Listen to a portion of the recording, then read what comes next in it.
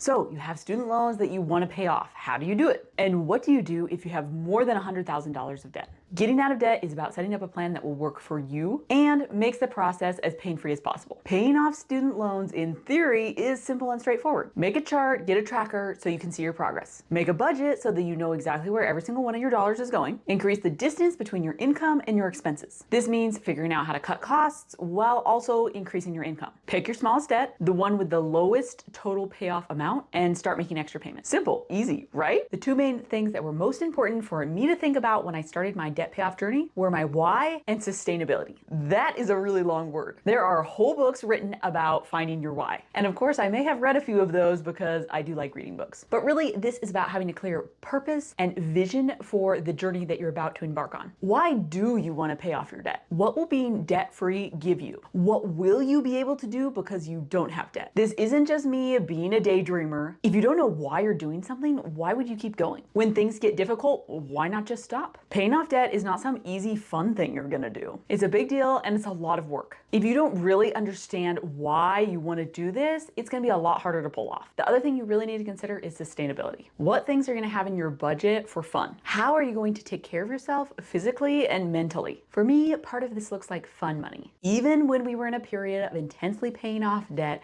we kept a little bit of fun money in the budget for my husband and I. We can't be all work and no fun, even though sometimes I can really get like that. We also need to set limits on how much we can work and when exactly we're going to rest. So for me, I try to rest on Saturdays. This means I do not have a task list. I'm not deep cleaning the house, even though I don't really want to do that anyway, but you know what I mean. I have time specifically set aside to be as lazy as humanly possible. This rest allows me to work those other 6 days of the week all day without stopping. If I didn't have this as part of our money plans, our debt payoff would not be as sustainable because we would just be burning out. So maybe this isn't what rest would look like for you, but you need to have it planned out. When you don't have it planned out, you can get trapped into just never stopping. Or at least that's what I need for my personality type. Now let's take a deep dive into what to do if you have a lot of student loans. I would qualify a lot as more than $100,000. There's gonna be two options with this: the fast option and the slow option. Hopefully you have that many loans because you trained in a field with a high paying career. You have a lot of loans, but you're also making $200,000 a year. This means that if you could live way below your means for 2 or 3 years, you could just pay off all those loans and just be done with it.